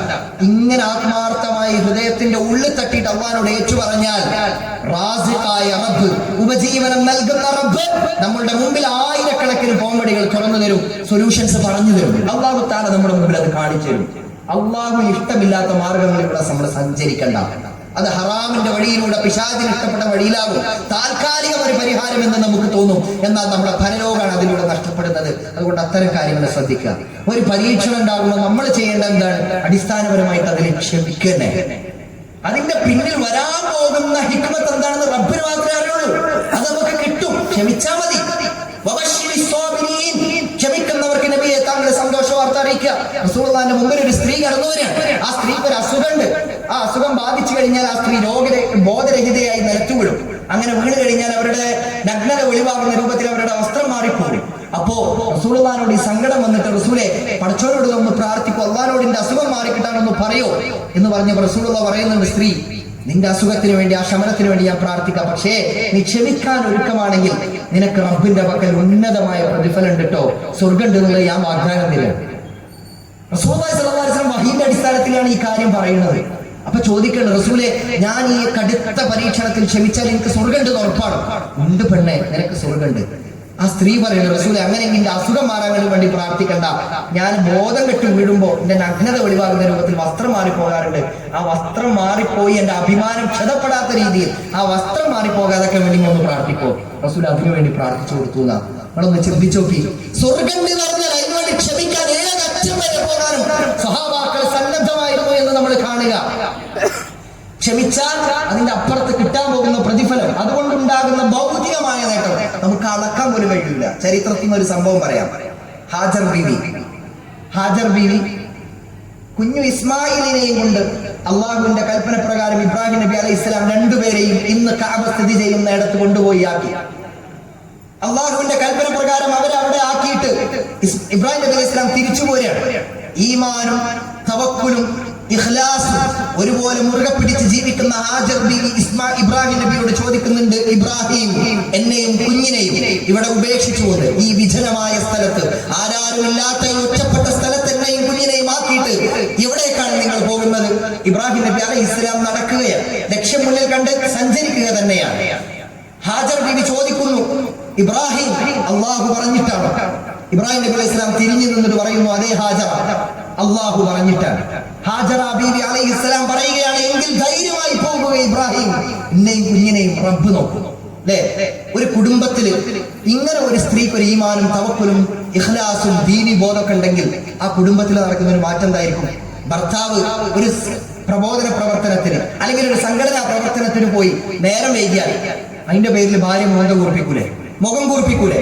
കയറി വരുമ്പോ നല്ല രീതിയിൽ സ്വീകരിക്കേണ്ട ഭാര്യ ഒരു ദീനിയായി പ്രവർത്തനത്തിന് പോയ ഭർത്താവിനോട് മുഖം കൂർപ്പിച്ചിട്ടില്ല പിന്നെ സംസാരിക്കുക. പിന്നെ എങ്ങനെയാണ് ഇവിടെ ഉണ്ടാവുക? റസൂലുള്ളാഹി സ്വല്ലല്ലാഹു അലൈഹി വസല്ലം ഖദീജ ബീവി ഏറ്റവും പ്രിയപ്പെട്ടവളായി തീരാൻ കുറെ കാരണമുണ്ട്. അതിലൊരു പ്രധാനപ്പെട്ട കാരണം എന്താണെന്നറിയോ? ഏത് പ്രതിസന്ധി ഘട്ടത്തിലും റസൂലുള്ളാഹിന്റെ കൂടെ, നമ്മുടെ ഭാഷയിൽ പറഞ്ഞാൽ കട്ടക്ക് കൂടെ കൊടുത്ത സ്ത്രീയായിരുന്നു, ഭാര്യയായിരുന്നു ഖദീജ ബീവി അലൈഹിസ്സലാം. ആ ഖദീജ റളിയല്ലാഹു അൻഹ റസൂലുള്ളാഹിന്റെ കൂടെ എല്ലാ കാര്യത്തിലും ഉണ്ടായിട്ടുണ്ട്. അവിടേക്ക് പോയി വന്നല്ലോ, ഹിറാ ഗുഹയിലേക്ക് പോയി വന്നപ്പോ സമാധാനിപ്പിച്ചു കൊടുത്തില്ലേ? വിഷമിക്കണ്ട, അള്ളാഹു നിങ്ങളെ കൈവടിയില്ല എന്ന് പറഞ്ഞില്ലേ? രണ്ട് കാര്യങ്ങളാണ് അവിടെ വർക്കൗട്ട് ആയത്. ഒന്ന്, ഖദീജ റളിയല്ലാഹു അൻഹയുടെ ഹൃദയ വിശാലത. കാരണം ഭർത്താവിനെ ഇഷ്ടപ്രകാരം അങ്ങോട്ട് പറഞ്ഞയക്കാനുള്ള മനസ്സ് കാണിച്ചു കൊടുത്തു. നിങ്ങൾ ഇഷ്ടതാണെങ്കിൽ നിങ്ങൾ അവിടെ പോയിരുന്നോളി, നല്ല കാര്യത്തിനാണ്. റസൂലുള്ളാഹി സ്വല്ലല്ലാഹു അലൈഹി വസല്ലമയിൽ ഖദീജ റളിയല്ലാഹു അൻഹ വെച്ച ഒരു വിശ്വാസമാണത്. ആ വിശ്വാസം അള്ളാന്റെ റസൂൽ തിരിച്ചും കൊടുത്തു. കാരണം എന്താ? ഖദീജ ബീവിക്ക് ഒരിക്കലും റസൂലുള്ളാഹിന്റെ കാര്യത്തിൽ സംശയം ഉണ്ടായിട്ടില്ല. എന്തിനായിരിക്കും എന്റെ ഭർത്താവ് പോയതെന്ന് ചിന്തിച്ചിട്ടില്ല. ഒരു വിശ്വാസം അവിടെ കടന്നു വന്നില്ല, ഒരു തശ്വീഷ് അവിടെ ഉണ്ടായിട്ടില്ല. നല്ലൊരു കാര്യത്തിന് എന്റെ ഭർത്താവ് പോകുള്ളൂ. അത് റസൂലുള്ളാഹി സ്വല്ലല്ലാഹു അലൈഹി വസല്ലമയെ ഖദീജ ബീവിക്ക് കൈമാറി. അങ്ങനെ ഒരു സന്ദേശം, അങ്ങനെ ഒരു അധ്യാപനം കൈമാറി. ഇവിടെയും നമ്മൾ കാണുന്നത് അതാണ്. ഹാജർ ബീവി അലൈഹിസ്സലാം ഇബ്രാഹിം നബിയോട് ചോദിച്ചു, എവിടേക്കാണ് എന്നെ കുട്ടിനെ ആക്കിയിട്ട് പോണത്? അള്ളാഹു പറഞ്ഞിട്ടാണെന്ന് പറഞ്ഞപ്പോ എന്നാ ധൈര്യമായിട്ട് പോയിക്കോളി. എന്താ പിന്നെ ചരിത്രത്തിൽ സംഭവിച്ചത്? കുഞ്ഞു ഇസ്മായിൽ ഭക്ഷണം വെള്ളമൊക്കെ കഴിഞ്ഞപ്പോ കരയാൻ തുടങ്ങി. ഒരു ഉമ്മാന്റെ ഉള്ളം പെടയും. ഉറപ്പാണല്ലോ, ഒരു കുഞ്ഞു കരഞ്ഞാൽ ഒരു ഉമ്മാന്റെ ഉള്ളം എത്രത്തോളം പെടയും നമുക്കറിയാലോ. ആ ഉമ്മ വല്ലാതെ വിഷമിച്ച് കരയാണ്. ആ ഉമ്മ കുഞ്ഞു ഇസ്മായിലിന് വെള്ളം അന്വേഷിച്ച് സഫാ മർവ കുന്നുകൾക്കിടയിലേക്ക് ഓടി നോക്കുകയാണ്. ഭക്ഷണം കിട്ടുമോ നോക്കുകയാണ്. അതിന്റെ അനുസ്മരണമായിട്ടാണല്ലോ ഇന്ന് നമ്മൾ അങ്ങോട്ടും ഇങ്ങോട്ടും ഓടുന്നത്. സഫാ മർവക്കിടയിൽ നമ്മൾ സഅയ് ചെയ്യുന്നത് അതിന്റെ അനുസ്മരണമായിട്ടാണല്ലോ. എന്താ അവിടെ സംഭവിച്ചത്? അല്ലാഹു തആല സംസം പകരമായി നൽകി. ആ സംസം കൊടുത്തപ്പോ ഇസ്മായിൽ നബി അലൈഹി സ്വലാമക്ക് അല്ലെങ്കിൽ ഹാജർ ബീവിക്ക് മാത്രമാണോ അല്ലാഹു തആല കൊടുത്തത്? അല്ലല്ലോ, ലോകത്തുള്ള സർവ്വ മനുഷ്യർക്കായിട്ടാണ് കൊടുത്തത്. അപ്പൊ നമ്മുടെ കുടുംബത്തിൽ നമ്മൾ വ്യക്തിപരമായിട്ട് അനുഭവിക്കുന്ന ഒരു പരീക്ഷണോ പ്രതിസന്ധിയോ ബുദ്ധിമുട്ടോ ഉണ്ടെങ്കിൽ അതിന്റെ പേരിൽ ഒന്ന് നമ്മൾ ക്ഷമിച്ചാൽ അതിന്റെ ഗുണം നമുക്ക് മാത്രമല്ല കിട്ടുക, നമ്മുടെ ശേഷം വരുന്ന മുഴുവൻ തലമുറക്ക് ഒരു പക്ഷെ അതിന്റെ ഗുണം കിട്ടും. നമ്മളൊന്ന് ക്ഷമിച്ചു കൊടുത്താൽ മാത്രം മതിയാവും. അതുകൊണ്ടാണ് ഒരു കുടുംബം സുരക്ഷിതമാവണമെങ്കിൽ അടിസ്ഥാനപരമായി ആ കുടുംബത്തിൽ സമാധാനം ഉണ്ടാവണം. സമാധാനം ഉണ്ടാകണമെങ്കിൽ നിർഭയത്വം വരണം. നിർഭയത്വം ഉണ്ടാകണമെങ്കിൽ തൗഹീദ് ഉണ്ടാകണം. രണ്ടാമത്തെ കാര്യമാണ് പരീക്ഷണ ഘട്ടങ്ങളിൽ റബ്ബിലേക്ക് മാത്രം കൈകൾ ഉയർത്തണം. അടിസ്ഥാനപരമായി ക്ഷമിക്കണം. അള്ളാഹുവോട് പറയണം. സങ്കടം മുഴുവൻ റബ്ബിനോട് പറയണം. ഒരു പരീക്ഷണം ബുദ്ധിമുട്ടുണ്ടാകുമ്പോഴേക്ക്, ഒരു പ്രയാസം ഉണ്ടാകുമ്പോഴേക്ക് അടുത്ത വീട്ടുകാരെ വെച്ചിട്ടാണ് കമ്പയർ ചെയ്യുക. ഈ കമ്പാരിസൺ എന്ന് പറയുന്ന സാധനം ഒരു കുടുംബം നശിക്കാനുള്ള അടിസ്ഥാനപരമായ ഒരു കാര്യമാണ്, ഏറ്റവും വലിയൊരു കാര്യമാണ്. ഇന്നത്തെ ലോകം എന്ന് പറയുന്നത് മുഴുവൻ ഒരു ബ്ലോഗർമാരുടെ ലോകമാണല്ലോ, ഫുള്ള്. അതായത് ഈ പറയുന്ന ബ്ലോഗർമാർ മുഴുവൻ അവരുടെ ജീവിതത്തിലെ ഏറ്റവും നല്ല ഭാഗം മാത്രമാണ് ഈ ക്യാമറ കണ്ണുകളിലൂടെ നമ്മുടെ മുമ്പിലേക്ക് കാണിച്ചു തരുന്നത്. മനസ്സിലായോ? അവരുടെ ജീവിതത്തിന്റെ ഭാഗവും മോശമായ ഭാഗങ്ങൾ അവരാരെങ്കിലും ബ്ലോഗ് ചെയ്തിട്ട് വിടുന്നുണ്ടോ? ഇല്ല. ആ ഭാഗം വരുന്ന നല്ല ജീവിതം മാത്രം എടുത്ത് കാണിച്ചു തരും. ഇത് കണ്ടിട്ട് ഭാര്യ വന്നിട്ട് ഭർത്താവിനോട് പറയാണ്, ആ ബ്ലോഗറുകൾ കണ്ടില്ലേ, ഒരു ജീവിതമൊക്കെ എന്ത് രസമാണ്, എപ്പോഴും ടൂറോടെ എപ്പോഴും യാത്രയാണ്, നമുക്ക് അങ്ങനെ ഒരു ജീവിതമില്ല, ഒടിഞ്ഞൊത്തിരി ജീവിതമാണ് ഞമ്മക്കുള്ളത്. ഞാൻ ഇങ്ങനെ ഒരു പ്രതിസന്ധിയിലാണല്ലോ ഞാൻ വന്ന് പെട്ടത്, ഇങ്ങനെ ഒരു കുടുംബത്തിലാണല്ലോ ഞാൻ വന്ന് പെട്ടത്. അവർ ഈ വ്ലോഗും കാര്യങ്ങളൊക്കെ നടത്തി ഹറാം ഹലാലും നോക്കാതെ ഒരുപാട് സമ്പാദ്യങ്ങൾ നേടുന്നുണ്ടാകും. പക്ഷെ ഇങ്ങനെ ഒരു ദീനിയായി ജീവിക്കുന്ന ഒരു ഭർത്താവിന് അത് പറ്റുമോ? അയാളുടെ ഈ തുച്ഛമായ ശമ്പളം വെച്ച്, വരുമാനം വെച്ചിട്ട് ഈ കുടുംബം മുന്നോട്ട് കൊണ്ടുപോകേണ്ടി വരും. അപ്പോഴാണ് ഇവിടെ വന്നിട്ട് ഭാര്യേരങ്ങളുടെ ഒരു കൊട്ട മുമ്പിൽ അയച്ചിടുന്നത്. അതൊരു കുടുംബം തകരാൻ കാരണമാണ്. വിഷമത്തിലേക്ക് ആ കുടുംബം പോകും. അത് വലിയ വലിയ പ്രതിസന്ധികളിലേക്കും പ്രയാസങ്ങളിലേക്കും പോകും. കുടുംബം തെറ്റി ഇല്ലാതായി തീരാൻ കാരണം. അതുകൊണ്ട് തന്നെ അവിടെ ദീനാണ് ഏറ്റവും പ്രധാനം എന്ന് മനസ്സിലാക്കുക. ഏത് ബുദ്ധിമുട്ടുകളിൽ, ഏത് പരീക്ഷണങ്ങളിലും ക്ഷമിക്കാം. ഒരു കുടുംബം തകരുന്നതിന് പ്രധാനപ്പെട്ട ഒരു വില്ലാളിയായി ഇന്ന് മാറിക്കൊണ്ടിരിക്കുന്ന ഒരു കാര്യമാണ് ലഹരി എന്ന് പറയുന്നത്. നമുക്കറിയോ, നമ്മുടെ നാട് നമ്മൾ പരിശോധിക്കുകയാണെങ്കിൽ, ആഗോളാടിസ്ഥാനത്തിൽ തന്നെ നമ്മൾ നോക്കുകയാണെങ്കിൽ, UN-ന്റെ കണക്ക് പ്രകാരം, യുണൈറ്റഡ് നാഷൻസിന്റെ കണക്ക് പ്രകാരം, ഐക്യരാഷ്ട്രസഭയുടെ കണക്ക് പ്രകാരം ഒരു വർഷം 7 ലക്ഷം ആളുകൾ ലോകത്ത് ആത്മഹത്യ ചെയ്തുകൊണ്ടിരിക്കുന്നുണ്ട്. ഒരു വർഷം 7 ലക്ഷം ആളുകൾ ആത്മഹത്യ ചെയ്യുന്നുണ്ട്. നമ്മുടെ ഇന്ത്യയിലേക്ക് കടന്നു വരികയാണെങ്കിൽ 2022 പുറത്തു വന്ന നാഷണൽ ക്രൈം ബ്യൂറോയുടെ കണക്ക് പ്രകാരം കേരളം എന്ന് പറയുന്നത് ആത്മഹത്യയുടെ നിരക്കിൽ 4ാം സ്ഥാനത്താണ്. നമ്മൾ പ്രബുദ്ധ കേരളം, സാക്ഷര കേരളം എന്നൊക്കെ പറയുന്നത് നമ്മുടെ ഈ നാടില്ലല്ലോ. കേരള ആത്മഹത്യയുടെ സ്ഥാനത്ത്, ആത്മഹത്യയുടെ നിരക്കിൽ 4ാം സ്ഥാനത്താണ് നിൽക്കുന്നത്. 2023 പുറത്തു വന്ന നാഷണൽ ക്രൈം ബ്യൂറോയുടെ കണക്ക് പ്രകാരം ഇന്ത്യ രാജ്യത്ത് ഒരു ദിവസം തന്നെ ഓരോ 42 മിനിറ്റ് കൂടുമ്പോഴും ഒരു യുവാവ് അല്ലെങ്കിൽ ഒരു വിദ്യാർത്ഥി ആത്മഹത്യ ഉണ്ടെന്നാണ് കണക്ക്. ഓരോ 42 മിനിറ്റ് നടക്കുമ്പോഴും 20 വയസ്സിനും 30 വയസ്സിനും ഇടയിലുള്ള ആളുകൾക്ക് ആത്മഹത്യ നടക്കുന്നുണ്ടെങ്കിൽ ഒരു ദിവസം 35ഓളം ആത്മഹത്യകൾ ഇന്ത്യ രാജ്യത്ത് നടക്കുന്നുണ്ട്. കേരളം 4ാം സ്ഥാനത്താണ് നിൽക്കുന്നത്. ആത്മഹത്യാ നിരക്കിന് കുറെ കാരണങ്ങൾ പറയുന്നുണ്ട്. UN തന്നെ പുറത്തുവിട്ട കണക്കുകളിലും ലിസ്റ്റുകളിലും ആത്മഹത്യ എന്തുകൊണ്ട് ഇങ്ങനെ അധികരിക്കുന്നു എന്നുള്ളതിന്റെ കാരണങ്ങൾ വിശദീകരിക്കുന്നുണ്ട്. അതിലൊരു പ്രധാനപ്പെട്ട വില്ലാളിയാണ് ആരെന്നറിയോ, വില്ലനാണ് ആരെന്നറിയോ? ലഹരി. നമ്മൾ പോലും അറിയാത്ത രീതിയിലേക്ക് ലഹരി നമ്മളെ ബാധിച്ചുകൊണ്ടിരിക്കുന്നുണ്ട്. നമ്മുടെ കുട്ടികൾ നമ്മുടെ മുമ്പിൽ കളിച്ചും ചിരിച്ചും തമാശ പറഞ്ഞും നല്ല രീതിയിൽ മുന്നോട്ട് പോകുന്ന മക്കൾ സ്കൂളുകളിലേക്ക് പോയാൽ ആരും അറിയാത്ത സ്കൂളുകളിന്റെ ബാത്റൂമുകൾക്കുള്ളിലിരുന്നു കൊണ്ട് MDMA പോലെയുള്ള ലഹരി വസ്തുക്കൾ ഉപയോഗിച്ചുകൊണ്ടിരിക്കുന്നുണ്ട്. മദ്യപിച്ചിട്ടാണ് വീട്ടിലേക്ക് കടന്നു വരുന്നത്. കഞ്ചാവ് അടിച്ചിട്ട് കണ്ണ് ചുവക്കാതിരിക്കാൻ ക്ലിയറിൻ എന്ന് പറയുന്ന ഒരു വസ്തു പോലും കണ്ണിലേക്ക് ഉറ്റിച്ചിട്ട് കണ്ണിന് ക്രമേണ മെഡിക്കൽ ഫീൽഡിലുള്ള ഡോക്ടേഴ്സ് പറയുന്നുണ്ട്, ക്രമേണ കണ്ണിനില്ലാതായി പോകാൻ കാരണമായി തീരുന്ന വസ്തുക്കളാണത്. തൽക്കാലം അപ്പൊ കണ്ണിന്റെ ചോപ്പാണ് മാറി കിട്ടണം. ആ കണ്ണിന്റെ ചോപ്പ് കാണുമ്പോൾ ആരെങ്കിലും ചോദിക്കൂല എന്താണെന്നത്, അപ്പൊ അതാണ് മാറി കിട്ടണം. അതിന് ക്ലിയറിംഗ് പോലെയുള്ള മരുന്നുകളൊക്കെ കണ്ണിലേക്ക് ഉറ്റിക്കുക. ജീവിതം ഇഞ്ചിഞ്ചായി ഇല്ലാതാക്കിക്കൊണ്ടിരിക്കുക. നമ്മുടെ മുമ്പിൽ കളിച്ചും തിരിച്ചും തമാശയൊക്കെ പറയുന്ന മക്കൾ, ഒന്നും അറിയില്ല, ഇതൊന്നിലേക്കും പോയിട്ടില്ല എന്ന് വിചാരിക്കുന്ന നമ്മുടെ കുട്ടികൾ ആരും അറിയാതെ നമ്മളെ വളരെ രസകരമായ രൂപത്തിൽ പമ്പര വിഡ്ഢികളാക്കിയിട്ട് ലഹരി വസ്തുക്കൾ ഉപയോഗിച്ചുകൊണ്ടിരിക്കുന്നുണ്ട്. ഈ കഴിഞ്ഞ 2023 കൊച്ചി തുറമുഖത്ത് 25,000 കോടി രൂപയുടെ നാർക്കോട്ടിക്സ് പിടിച്ചു. പുറത്തുനിന്ന് വന്നതാണ്. അധികൃതർ പിടിച്ചതിന്റെ കണക്കാണ് ഈ പറയുന്നത്. പിടിക്കാത്ത എത്ര ലഹരി വസ്തുക്കൾ നമ്മുടെ കേരളത്തിലേക്ക് ഒഴുകിയിട്ടുണ്ടാകും. ഇത് വിദ്യാർത്ഥികളും യുവാക്കളും നിരന്തരം ഉപയോഗിച്ചുകൊണ്ടിരിക്കല്ലേ. ഈ അടുത്ത് താനൂരോ തിരൂരോ ആ പ്രദേശത്ത് എവിടെയോ 7ാം ക്ലാസ്സിൽ 7 വയസ്സുള്ള 1ാം ക്ലാസ്സിൽ പഠിക്കുന്ന ഒരു വിദ്യാർത്ഥി, അവന്റെ കയ്യിൽ നിന്ന് ഉമ്മ ഫോണിന് വാങ്ങിച്ചു ഗെയിം കളിക്കുന്ന ഓവറായപ്പോ പിന്നെ കാണുന്ന എന്താ അറിയോ, ആ കുട്ടി ബാത്റൂമിൽ പോയിട്ട് കഴുത്തിൽ മുണ്ട് മുറുക്കിയിട്ട് ആത്മഹത്യ ചെയ്തിരിക്കുന്നു. ആരാണ് അവൻ ആത്മഹത്യയെ കുറിച്ച്, സൂയിസൈഡിനെ കുറിച്ച് പറഞ്ഞു കൊടുത്തത്? അവൻ ഈ കാണുന്ന ബ്ലോഗുകളിൽ നിന്നും വീഡിയോകളിൽ നിന്നും അവനത് പഠിപ്പിക്കപ്പെട്ടതാണ്. ചില മാരകമായ ഗെയിമുകൾ, നമ്മൾ വിചാരിക്കും നമ്മുടെ കുട്ടികൾ ഫോൺ വീഡിയോസിന് അഡിക്റ്റ് അല്ലല്ലോ, അല്ലെങ്കിൽ നമ്മുടെ കുട്ടികൾ ലഹരിക്ക് അഡിക്റ്റ് അല്ലല്ലോ. അഡിക്ഷൻ എന്ന് പറയുന്നത് ലഹരിക്കും ഫോൺ വീഡിയോസിനും മാത്രമല്ല, അഡിക്ഷൻ എന്ന് പറയുന്നത് ഗെയിമുകളിലൂടെ കടന്നു വരും. ഒരു ഉമ്മ പങ്കുവെച്ച പ്രയാസത്തെ കുറിച്ച് ഒരു സൈക്കോളജിസ്റ്റ് ഈ അടുത്തെഴുതിയ ഒരു ലേഖനം ഞാൻ വായിച്ചു. ആ സൈക്കോളജിസ്റ്റ് എഴുതുന്നത് എന്താണെന്നറിയോ? 3 ലക്ഷം രൂപ ഈ ചെറിയ മോന് വേണ്ടിയിട്ട് ഉമ്മ ചെലവാക്കിയിട്ടുണ്ട്. ഉപ്പ അറിയാതെ 3 ലക്ഷം രൂപ. എന്താ കാരണം അറിയോ? ബാപ്പ അറിഞ്ഞിട്ടില്ല, ഗൾഫിലുള്ള ബാപ്പ അറിഞ്ഞിട്ടില്ല. അറിഞ്ഞാൽ അത് പ്രശ്നമാണ്. ഈ ഉമ്മാക്ക് കൊടുക്കാക്കാൻ പറ്റുന്നില്ല. കാരണം ഇവൻ ഭയങ്കര ഭീകരമായ രൂപം സ്വീകരിക്കുകയാണ്. ഉമ്മാനെ തല്ലാണ്, അടിക്കാണ്, തെറി പറയാണ്. എന്തിനാണ് ഈ 3 ലക്ഷം രൂപ ഉമ്മ ചെലവാക്കിയെന്നറിയോ? ഒരു കാർ വാങ്ങാനുള്ള, ഒരു വീടിന്റെ ഒരു നല്ല ഭാഗം എടുക്കാനുള്ള പൈസ ഉള്ളത്. ഒരു 3 ലക്ഷം രൂപ ഈ ചെറിയ ചെക്കൻ ചെലവാക്കി എന്തിനാണെന്നറിയോ? ഗെയിം കളിക്കാനുള്ള ഗാഡ്ജറ്റ്സുകൾ വാങ്ങാൻ, ഡിവൈസുകൾ വാങ്ങാൻ വേണ്ടിയിട്ട്. നിങ്ങൾ ആലോചിച്ച് നോക്കി. അതുകൊണ്ട് കുട്ടികളിൽ ഇത്തരം പ്രവണതകൾ ഉണ്ടെങ്കിൽ കാണിക്കേണ്ട സൈക്കോളജിസ്റ്റുകളെ സമീപിക്കണം.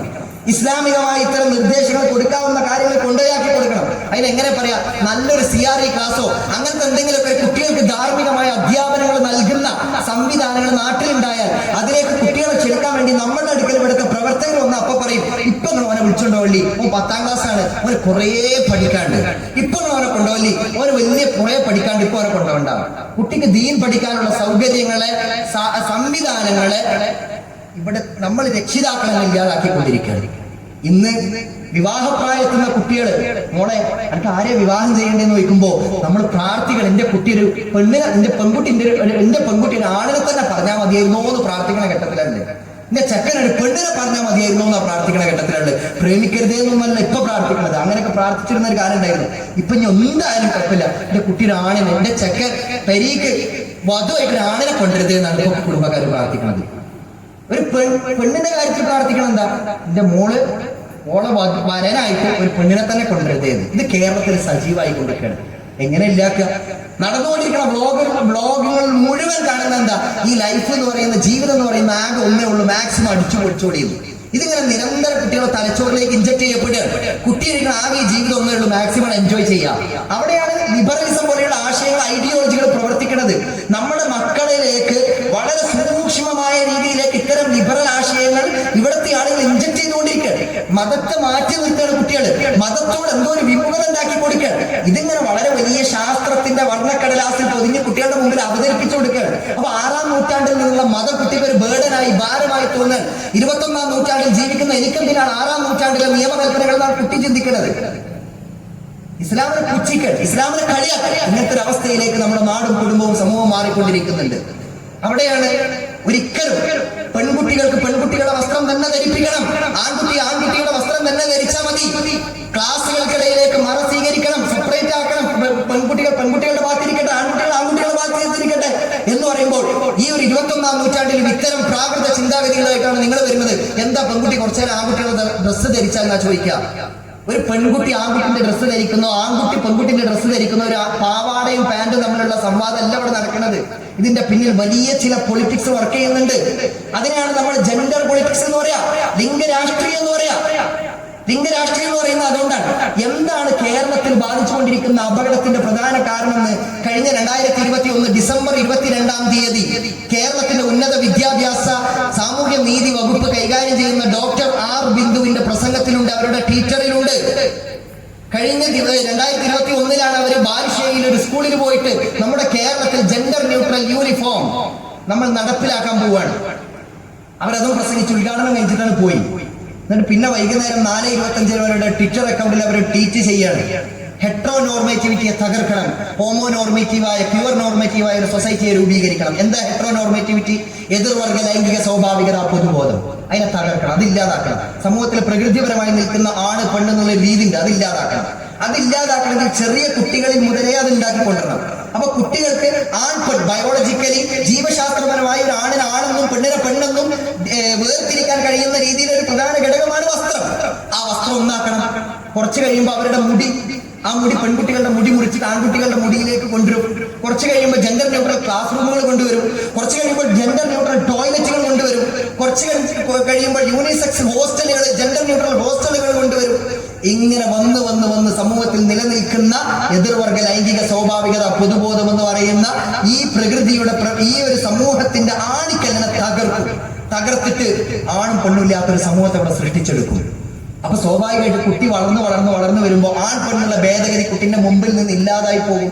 അപ്പൊ ഒരു പെൺകുട്ടി ചിന്തിക്കാണ്, എനിക്കെന്റെ ലൈംഗികമായ താല്പര്യങ്ങളെ രമിപ്പിക്കണമെങ്കിൽ അത് ഇല്ലാതാക്കണമെന്നുണ്ടെങ്കിൽ ആണിനെ തന്നെ വേണമെന്നില്ല. ആൺകുട്ടി ചിന്തിക്കാണ് ആണായാലും മതി. അവിടെയാണ് ഗേ സെക്സ് കടന്നു വരുന്നത്. അവിടെയാണ് ആ പെണ്ണും തമ്മിലുള്ള ലെസ്ബിയൻ കടന്നു വരുന്നത്. ഈ ടേമുകളൊന്നും എത്രത്തോളം നമുക്ക് ഗ്രഹിക്കാൻ പറ്റുന്നുണ്ടെന്ന് എനിക്കറിയില്ല. ഏതായാലും ഈ കാര്യങ്ങളൊക്കെ നമ്മുടെ കുടുംബത്തെ നമ്മൾ പറഞ്ഞു പരിചയപ്പെടുത്തണം. ഇനി നമ്മുടെ മക്കളിലേക്ക് ഇത് സന്നിവേശിപ്പിക്കാനും പറഞ്ഞു കൊടുക്കാനും നമുക്ക് കഴിയണില്ലെങ്കിൽ ഇത് പറഞ്ഞു കൊടുക്കുന്ന സദസ്സുകളിലേക്ക്, ഇത് വിശദീകരിക്കുന്ന സദസ്സുകളിലേക്ക് നമ്മുടെ കുട്ടികളെ നമ്മൾ എത്തിച്ചു കൊടുക്കണം. അതിനോട് CRE സൗകര്യങ്ങളുണ്ട്, അതിലൂടെ ഇത്തരം സംവിധാനങ്ങൾ ഒരുപാടുണ്ട്. സമ്മറൈസ് പോലെയുള്ള ക്യാമ്പുകൾ നടക്കുന്നുണ്ട്, ജാലകം പോലെയുള്ള ക്യാമ്പുകൾ നടക്കുന്നുണ്ട്. ഇവിടെ ലിബറലിസം സമൂഹത്തിൽ നിന്ന് ഉണ്ടാക്കിക്കൊണ്ടിരിക്കുന്ന അപകടങ്ങൾ എത്രത്തോളം മാരകമാണ്, അപകടം പിടിച്ചതാണ്, ആഴമേറിയതാണ് എന്നറിയണമെങ്കിൽ ഇസ്ലാമിക് ഓർഗനൈസേഷൻ വലിയ രീതിയിൽ തന്നെ സമൂഹത്തിന് ആ വിഷയത്തിൽ ഉത്ബുദ്ധരാക്കുന്നുണ്ട്. ഇൻഷാ അല്ലാഹ് നമ്മുടെ നാട്ടിൽ വെച്ചിട്ടാണ്, ചങ്ങരംകുളത്ത് വെച്ചിട്ടാണ് വരാനിരിക്കുന്ന ഡയലോഗ് പ്രോഗ്രാം നടക്കുന്നത്. നമ്മളെല്ലാവരും കുടുംബസമേതം അതിലേക്ക് എത്തണം. നമ്മുടെ കുടുംബത്തിൽ നിന്ന് ആരെയൊക്കെ നമുക്ക് ക്ഷണിച്ചു വരുത്താൻ പറ്റുമോ അവരൊക്കെ നമ്മളിതിലേക്ക് ക്ഷണിച്ചു കൊണ്ടുവരണം. അങ്ങനെ സുരക്ഷിതമായ ഒരു കുടുംബം ഇവിടെ ഉണ്ടാകണം. നമ്മളുടെ ഒരാളുടെ പ്രവർത്തനമായിരിക്കാം ഒരു കുടുംബത്തിന്റെ തന്നെ മാറ്റത്തിന് വിധേയമാവുക, നിദാനമാവുക, കാരണമാവുക. അതുകൊണ്ട് നമ്മൾ ചെയ്യുന്ന പ്രവർത്തനം ചെറുതാണെന്ന് വിചാരിച്ച് നിസ്സാരവൽക്കരിക്കേണ്ടതില്ല.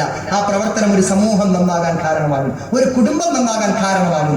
അങ്ങനെയുള്ള മാറ്റത്തിന് വേണ്ടി നമ്മൾ പ്രാർത്ഥിക്കുക, റബ്ബിനോട് പ്രവർത്തിക്കുക. നാളെ നല്ല ഒരു സമൂഹം ഇവിടെ ഉണ്ടായി വരാൻ, നല്ല ഒരു ലോകം ഇവിടെ ഉണ്ടായി വരാൻ നമ്മൾ പരിശ്രമിക്കുക. സർവ്വലോക രക്ഷിതാവായ അല്ലാഹു അതിന് നമുക്കൊക്കെ തൗഫീഖ് നൽകട്ടെ എന്ന് ആത്മാർത്ഥമായി പ്രാർത്ഥിക്കുകയാണ്. റബ്ബനാ തഖബ്ബൽ മിന്നാ ഇന്നക അൻത സമീഉൽ അലീം വതുബ് അലൈനാ ഇന്നക അൻത തവ്വാബുർ റഹീം. വആഖിറു ദഅവാനാ അൽഹംദുലില്ലാഹി റബ്ബിൽ ആലമീൻ. അസ്സലാമു അലൈക്കും വറഹ്മത്തുള്ളാഹി.